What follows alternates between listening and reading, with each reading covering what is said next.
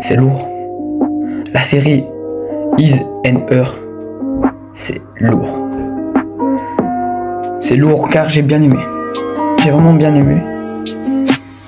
J'ai vraiment bien aimé la série déjà. Is and Her, déjà, on sait que c'est un trailer psychologique où t'as un shérif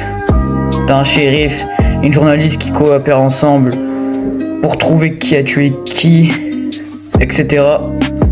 Ça rajoute un côté plus psychologique. Du coup, ce qui te hype aussi. Donc c'est un trailer psychologique parce que déjà ça te hype sans jamais te dire où il va. Ici, il n'y a pas d'action gratuite. Tout repose sur l'atmosphère, les silences, etc. Déjà aussi que la série prend son temps, mais chaque scène compte. Alors oui, déjà la série est très courte. Donc elle tient 6 épisodes. C'est une petite série. C'est une petite série policière. Enfin, j'ai envie de dire c'est une petite série policière, j'ai envie de dire ça. Déjà, les personnages sont complexes et ambigus. Et surtout très humains. Impossible de les juger trop vite. Plus tu avances, plus le doute s'installe. Ça, c'est sûr. Et c'est ça qui rend la série un peu plus addictive, pardon. Visuellement, c'est sobre, élégant et surtout ultra immersif. Donc déjà, la série pose une vraie question. Peut-on connaître la vérité quand chacun a sa version? Donc ça peut être bien aussi. Quoi d'autre aussi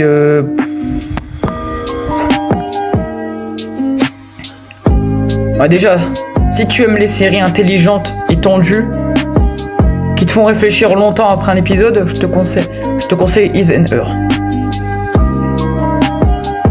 Parce que ces critères rentrent dans la série. Donc cette série est faite pour toi. Si tu aimes les séries intelligentes, tendues, cette série est faite pour toi. Tout simplement. À voir absolument si tu aimes les trailers psychologiques. Sinon, si t'aimes pas le reste, tu peux rien faire pour toi. Trouve une autre série. Alors, du coup là j'ai à peu près parlé de la série. On va partir de la critique. Donc là je pense c'est une critique sans spoiler que je vais vous dire. Enfin, peut-être 2-3 trucs qui spoilent mais sans spoiler. Déjà, Is and Her est une série psychologique, enfin un trailer psychologique, ça je l'ai dit en début de vidéo.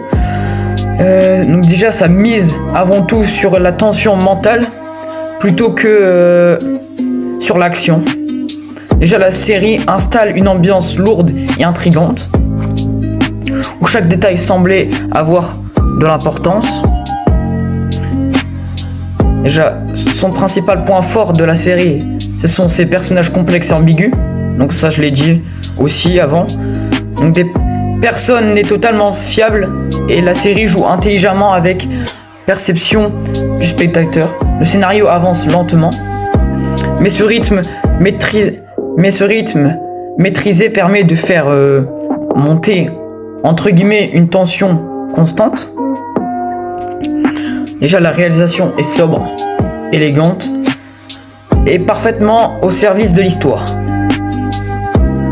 Alors, les performances des acteurs renforcent le malaise et rendent surtout les situations crédibles et prenantes.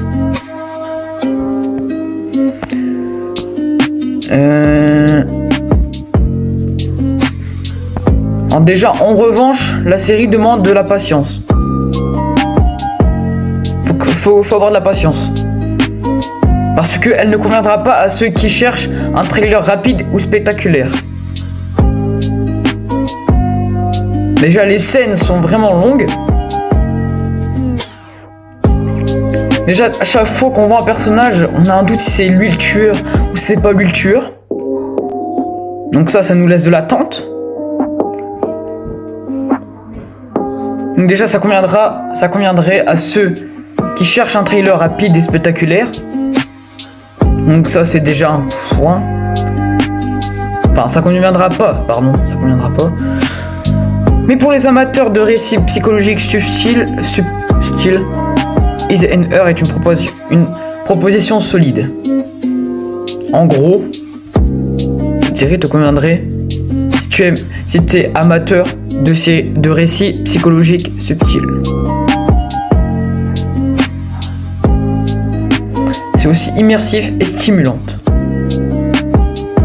Déjà, c'est une série qui privilégie l'intelligence et la psychologie. C'est un peu plus c'est un peu comme un téléfilm, mais version un peu version plus améliorée, on va dire. Genre, on voit aussi déjà qu'on a 6 épisodes d'environ 40 minutes. Alors c'est vrai que moi je m'attendais à des épisodes de 1 heure. Bon, j'abuse un peu, mais bon. C'est peut-être pas mal de savoir les épisodes de 1 heure. Déjà, on suit 2 personnages qui se connaissent complètement. Car celui qui interprète le shérif, donc Jon Bernthal, et celle qui interprète la journaliste, donc comment ça s'appelle, Tessa Thompson, dans la série, sont des ex. Et comme par hasard, ils enquêtent sur la même enquête.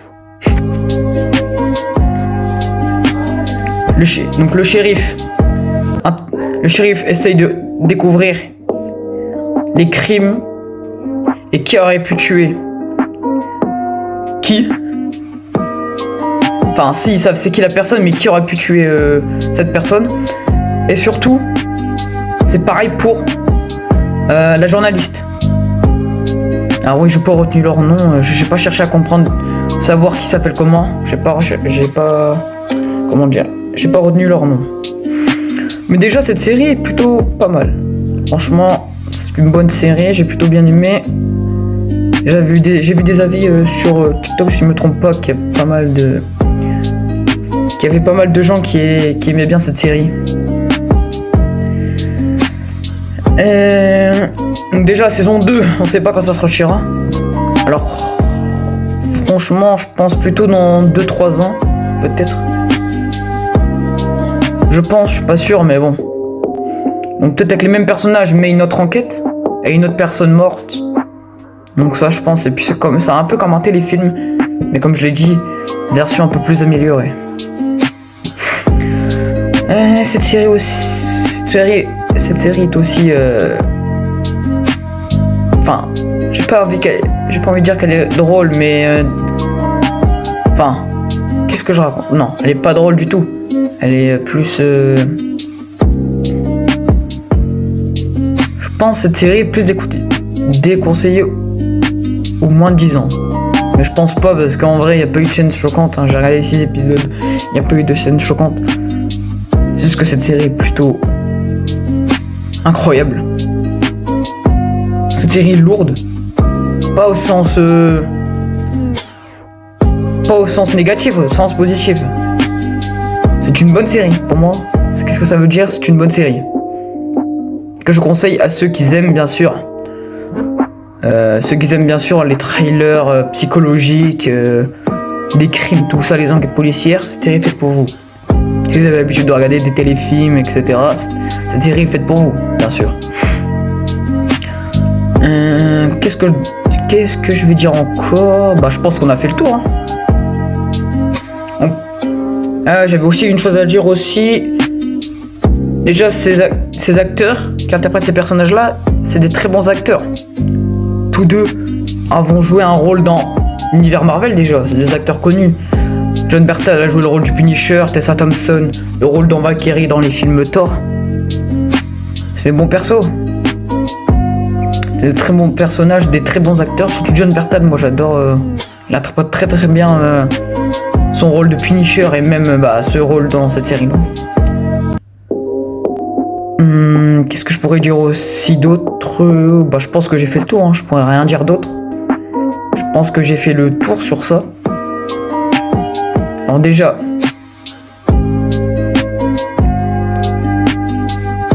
j'espère qu'ils feront une saison 2 sur cette série. Normalement, je pense qu'ils en feront une, mais certainement pas certainement dans 2-3 ans. Pas cette année du coup. Comme c'est sorti cette année, il y aura pas de série. Enfin, c'est sorti quoi? Il y a sorti début janvier, je crois, ouais, début janvier 2026. Ouais, donc ça sortira, je pense, vers peut-être 2028, 2029. J'abuse un peu, mais bon. Vu le temps de préparation pour faire 6 épisodes, je pense que 2028-2029, ça serait une très bonne date pour cette saison 2. Après, c'est que mon avis. Mais je pense que ça sortirait vers 2028-2029. Voilà, 2028-2029.